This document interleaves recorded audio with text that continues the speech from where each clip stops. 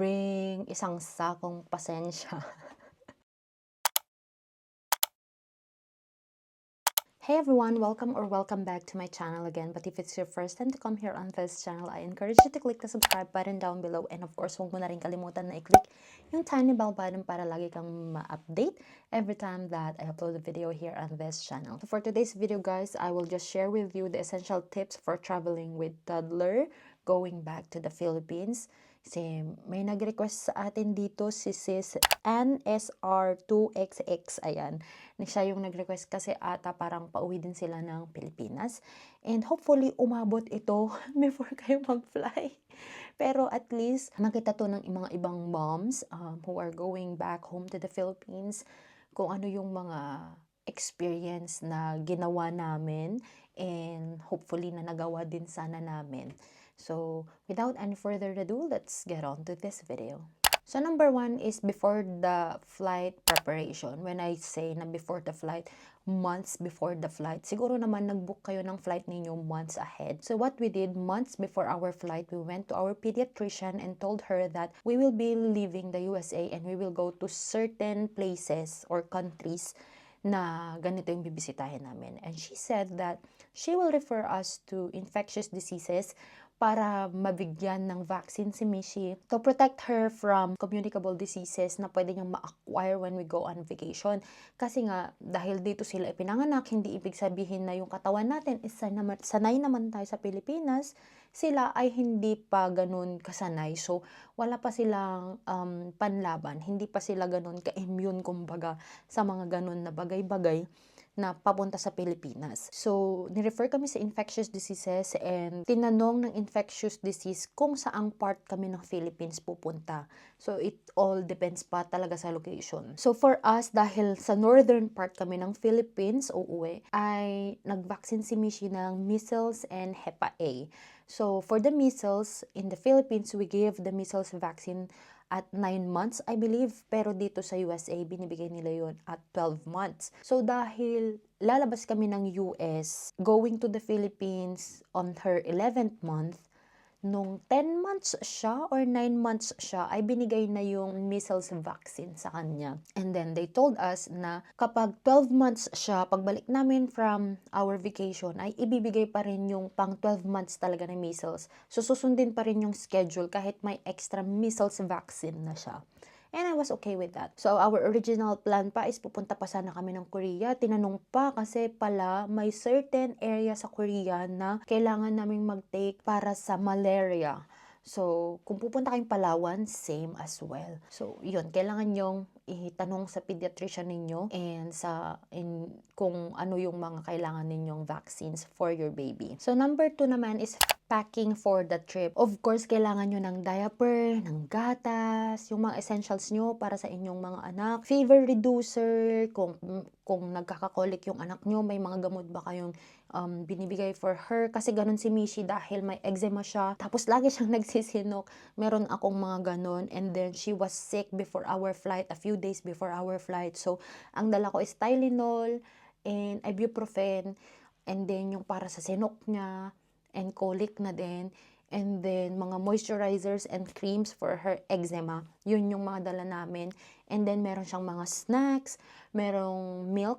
So yung milk, if you are gonna bring milk naman and water for the baby, ay unlimited naman yan sa TSA. Ang gagawin lang nila is isaswab lang nila yon. Kung natimpla na yung milk ninyo na nasa baby bottle na siya talaga, may paglalagyan sila na parang cooler para lang ma-detect or whatever.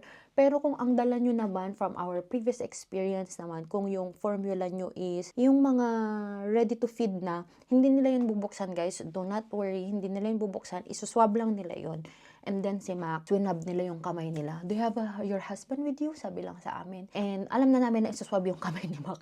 That's why I told him na weeks before our flight, sabi ko, if you're gonna handle controlled drugs in the hospital, like mga morphine, mga fentanyl, especially fentanyl, ganyan. Sabi ko, mag-gloves ka kasi baka mamaya may mga residue sa kamay mo. Eh, yung flight pa man din namin, parang duty siya, tapos flight na kami, ganun. So, sabi ko, mag-gloves ka para kahit iswab ka nila ay hindi ka mag-positive sa mga kung ano-ano na drugs, sabi ko. So yun, okay naman. So hindi nila yun bubuksan and unlimited kapag yung food ng bata. And then, siguro kailangan nyo rin magdala ng tablet kung pinapapanood nyo yung anak nyo ng tablet. For us, nag-download kami ng Miss Rachel sa Netflix. So buti na lang during that time ay may Miss Rachel na sa Netflix. So I didn't need to subscribe sa YouTube Premium. Doon lang kami sa Netflix and dinownloadan ko yung iPad at saka yung phone, but si Missy hindi niya masyadong nagamit yun, parang saglit lang talaga because nabobore na talaga siya because she is so used to playing talaga naman, hindi yung nanonood lang. Siguro nagamit namin mga 1 hour max na siguro yun. Ganun. And then, of course, yung mga book, kung mahilig yung mga anak nyo sa libro, I recommend yung Indestructible book. Chew-proof na siya, rip-proof, pwede nyo siyang hugasan, ganun. Tapos magaan lang siya. So, we brought 3 of those sa flight para iba-iba yung makita ni Mishi. Kasi kung yung mga cardboard na mga libro ay mabibigat siya, at least yun, sobrang nipis lang talaga guys, parang papel lang na ano, pero at least hindi siya, kahit nalulukot-lukot siya, okay lang siya, hindi siya nare-rip. And then, extra clothes for your baby and for you as well. Kasi parang sa amin nun, nasukahan ako nun sa eroplano nung pabalik na kami ng US. And of course guys, kapag bibili kayo ng mga damit sa airport, dahil wala kayong extra na damit, ay, nako, mahal talaga pag sa airport. And also, kung yung anak ninyo meron siyang favorite na stuffed toy, favorite na blanket or pillow, dalhin nyo din. Kasi iba talaga yung, parang ano sila ba? Parang self-soothe sila kapag ganun. Kasi parang at home pa rin sila. So, ang ginawa ko rin pala sa mga diapers, sa gatas, ganyan ni Mishi. Nag-order na ako ng mga gatas ni Mishi sa Pilipinas. Sa Lazada, buti na lang meron silang Nutramigen doon. Mas mura pa. So, instead of packing yung napakadaming gatas from the US, in-order ko na doon sa Pilipinas bago pa kami dumating. I think 2 weeks before we arrived, nasa bahay na siya. So, pagdating namin, merong gatas si Mishi. So, ang dinala lang talaga namin sa flight was the ready-to-feed na mga milk niya and yung mga powder din, meron din kaming dalang ganun. So, at least yung baggage namin, hindi kami mag-e-excess dahil lang sa mga gatas ni Mishi. And then, the diaper as well, ay doon na rin namin binili. Pinili na rin yun nila mama para hindi na din kami magdadala ng diaper. May Pampers naman sa Pilipinas. Yun. Pero look at the brand of your baby's formula milk kung nagpo-formula, kung meron sila sa Pilipinas. Yung isa lang na nagpabigat sa amin was her moisturizer during that time kasi sobrang mahal naman. $15 yung Vani cream niya dito. Tapos dun sa Pilipinas guys, almost 3,000 naman yung Vani cream. Grabe. So, yun ang dinala ko kahit 1 pound pa siya. Dinala ko na lang talaga kasi mas mura. Tapos, at least yun, unlimited na paggagamit namin, hindi yung mga travel size lang yung dala namin. Actually, it was a good decision that I brought that because our travel size na Vani cream, na-confiscate siya sa Hong Kong. So, it was in our Hong Kong vlog as well. Yun. So, para hindi kayo excess, bumili na kayo ng mga gamit sa Pilipinas, even yung mga pampaligo niya, mga ganyan, para hindi na namin dadalhin. Yung bathtub niya na inflatable, yung mga, kung nagsashampoo at nagsasabon yung anak ninyo, na ipabilihin nyo na rin doon. Si Mishi kasi Clorox yung pangpaligo niya, guys. Kaya, meron at meron sa Pilipinas yun. So, number 3 is in-flight tips. So, nagta-travel na kami nung 6 months pa si Mishi via air. And ang ginagawa namin all the time is kapag pa-take off or pa-landing ay binibigyan ko siya ng milk. So, kung breastfeeding kayo, pa-breastfeed nyo siya. Kahit hindi siya nakakakuha ng milk, pa-breastfeed nyo. Kung ano naman, bottle feed naman, papa-bottle feed ninyo. Pero kung ayaw talaga nila, kung nagpa-pacifier yung anak nyo, that will also work. Kasi upon landing and upon take off, yun yung malakas ang pressure sa cabin. So, masakit sa tenga. So, kahit tayo, masakit siya sa tenga. Eh, hindi naman niya alam yung naggaganon or maglulunok, 'di ba? So, at least if you're feeding them or if you've given them the binky, at least ay makapaglunok sila and malilesen yung sakit sa tenga. And kung mas baby pa talaga yung anak ninyo, ay pwede din kayong bumili ng ear muff. Ganun yung binili namin doon and noise cancelling siya. Merong mga pang baby, sa Timo lang ata yung amin nun, pero meron din namin bibili sa Amazon. Sa tingin mo okey naman siya, tapos ang problema nga lang namin, dahil noise cancelling na siya, hindi na kami naririnig ni Mishi. So, parang hindi mo siya na, "It's okay, mom and dad are just here," gano'n. Hindi niya naririnig yung boses namin, so parang mas lalo siyang nagkaka-anxious. So, ginagamit namin yun nung baby pa siya, but now, hindi na namin ginagamit yung mga noise cancelling. Especially kung ang lugar ninyo sa eroplano ay nasa may wings kayo, yun talaga yung sobrang maingay. I remember when I traveled from Japan to Texas yata yun. Sobrang sakit ng tenga ko dahil ang ingay nung sa wings. Kasi nandun kami sa wings. So, I suggest kung may baby kayo at nasa tapat kayo ng wings, mas safe siguro na may dalhin kayong ganun. Para at least kung naingayan na rin kayo, pwede nyo ring iganon sa baby ninyo. And then, the question then is about sa stroller, sa car seat, ganun. Most airlines, but please double check with your airline, ay free check-in ang stroller and yung car seat. So kami, nagdala kami ng car seat ni Mishi. Yun yung i-check-in namin, kasabay ng mga luggage namin. And then nagdala kami ng stroller, na lightweight lang siya. It's the safety first stroller. Yun yung dala namin. Pwede siya actually sa cabin. Pero, ang ginawa namin, dahil medyo hassle talaga yung sa amin guys, kasi 3 yung carry-on namin. Tig-isa kaming 3. And then, 2 yung backpack namin.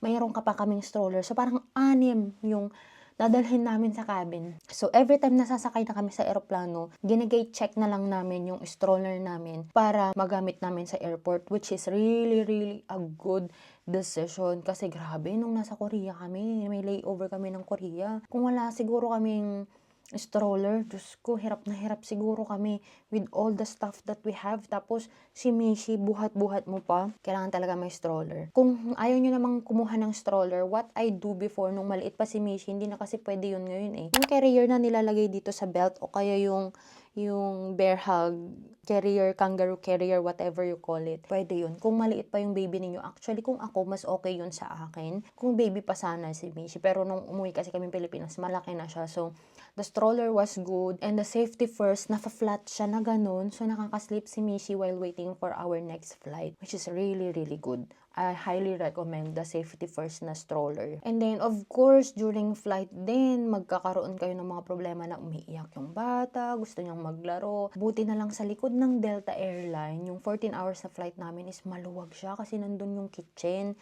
And nandun din yung mga snacks. Free lang na kumuha ka ng snacks, free lang na mag-coffee ka, uminom ka. Actually, pati ata alak nila, free lang doon. So, doon kami, naglalakad-lakad kami nila Mishi. Doon kami nag-stay nila daddy, yan. Pati yung mga, FA, naging friends na rin niya. Tuwang-tuwa na rin sila sa kanya. So, lakad-lakad kayo, para kayo din, may stretch din kayo, and then, para hindi masyadong maging fuzzy yung baby ninyo. And kung gusto nyo talaga na mas comfortable yung flight ninyo, which is, gusto ko sana, kung alam ko lang, ganun sana yung ginawa namin. Mag-purchase na lang din kayo ng upuan ng baby nyo and put the car seat sa upuan ng baby kung sanay siya na nagka-car seat. Kasi at least kayo, kung tulog yung baby nyo sa car seat, alam nyo ding safe siya, naka-harness siya, kahit mag-turbulence, walang mangyayari sa baby ninyo, hindi kayo, naka-seatbelt din siya. Mas comfortable yung magiging flight ninyo. And then, tatanggalin nyo lang siya doon kapag, magpalakad-lakad nyo rin siya, ganun. Ganun sana yung ginawa namin noon. Kung may gagawin man ako na exchange ko para sa flight namin, ay ibibilhan ko ng seat si Mishi. Kasi mas madali pala siya. Mas mahal nga lang yung babayaran nyo. Pero syempre, the comfort itself, kung may budget na naman kayo, yun na. Kung ako, kung uuwi ulit ako, yung instead na pang pasalubong ko, ay ibibili ko na lang ng seat ni Mishi. Pero pag uwi naman na kami, kailangan na talagang may upuan si Mishi kasi beyond 2 years old na siya by that time. Number 4 na tip ko is break up the trip. Kung may isa man akong gagawin din during that time, ay hindi sana dire-diretso yung flight namin because our flight was Sioux Falls to Minneapolis, Minneapolis to Incheon, South Korea, and then Korea to Manila. kung may choice lang ako noon, which is yun naman sana yung balak namin, pero yung pag-book talaga ni daddy ang medyo nagka-problema. Sana nag-stay na lang kami sa Korea ng kahit mga 3 to 5 days para ma-break namin yung flight namin. Or siguro mag-overnight, ganun para makatulog pa kasi pagod na pagod yung bata. Sobra. Hirap yung bata. Kasi the time difference pa, instead na natutulog na siya, ganun as in. Medyo grumpy na nun si Mishi nung malapit na kaming lumapag pa Korea. Tapos, nung nasa airport na kami sa Korea while waiting for our flight, nakatulog na lang siya sa pagod niya. Nakakaawa siya nun. So, kung ako, i-break ko talaga yung flight na yun, magstay ako dun. Ganun yung gagawin ko. Kasi yung travel time namin from here hanggang sa makarating sa bahay is more than 30 hours. Imagine nyo naman yun. Grabe, grabe talaga yung pagod dun. Though excited kaming umuwi, pero wala ka ng energy sis. Ikaw nga na adult, wala kang energy. Yung bata pa kaya. So, upon arriving naman sa Pilipinas, guys, yung time difference, like for example, mahirapan din yung anak ninyo. But buti na lang si Mishi, during that time, hindi siya nahirapang matulog sis. Kasi dumating kami sa Pilipinas ng madaling araw. She was still a little bit awake. Pero dahil din siguro sa pagod na siya, nakatulog siya sa biyahe, tas nakatulog din siya sa bahay agad-agad. So, it was good. Tas nauna pa siyang nagising kaysa sa amin, tas naglaro-laro na siya, and then napagod siya sa maghapon, kaya nakatulog din siya agad ng gabi. But, what if yung anak ninyo is hindi ganun, na makakapag-adjust right away? I don't know guys, if you are giving your kids melatonin, sinasuggest din naman nila yon melatonin, pero in our part, hindi ko siya binigyan ng ganun. Pero may mga parang herbal na melatonin effect siya. Yung Mom's Bliss, yun din kasi yung herbal na iniinom ni Mishi para sa colic and para sa sinok niya. So, meron din silang ganun na panggabi. Yun yung pwede ninyong ipainom na parang melatonin, kung ayaw nyo ng melatonin talaga na ibigay. And then, of course, sunscreen. Sunscreen is the key. Don't let your child get sunburn, guys. Kasi kawawa naman sila kung ayaw nyo na balot sila. Si Mishi kasi nung naka-short tsaka naka-ano na lang talaga. As in, alam nyo yung butas-butas na damit na pambata doon. Yung panglalaki pa yun. Actually, ganun yung mga damit niya kasi sobrang init. Kung pwede, may hat yung bata. Yun yung mga dalhin ninyo kung may gamit ng ganun. I think you need to bring sunscreen from the US kasi parang hindi ako sure kung may sunscreen na pang baby doon. Kung meron man siguro sa Lazada makahanap ninyo or sa Watsons. And of course, keep them hydrated. Magdala kayo lagi ng water bottle na pwede nilang pag-inuman. Isa pa yan na concern ko noon kasi syempre, doon kasi sa atin, like, if you will drink in the restaurant, parang yung pamangkin ko nun guys, nagka-amoebiasis siya dahil sa ice, feeling namin sa ice. Syempre hindi mo naman alam kung saan galing yung ice, kahit naman sabihin mo na yung water is mineral water, pero kung yung ice, saan ba yun ginagawa? So, yun. Mas safe na may dala kayong sarili ninyong water bottle to keep yourselves hydrated, especially your baby. As much as possible, avoid street food para sa baby ninyo. Alam ko, you want to introduce the Filipino food, mga Filipino culture, ganyan. Pero, situate na yung food na ipapakain nyo is talagang lutong-luto talaga siya kasi prone ang mga babies natin sa typhoid tapos sa Hepa A. Yun yung winarning talaga sa amin ng namin, infectious diseases namin kasi yun daw yung mga nangyayari talaga. So far naman sa amin, ang fresh lang naman na kinain niya is fruit lang naman and talagang we washed it talaga na talagang wash talaga siya. And then luto naman na lahat. Di naman namin pinakain ng kilawin. Alam nyo na yan, kayong mga nanay. And yun, para naman sa mga tatay and sa mga nanay, mga parents, bring isang sakong pasensya. Sobra guys, kasi hindi nyo lang din alam talaga kung sa airport ano yung mga aberya.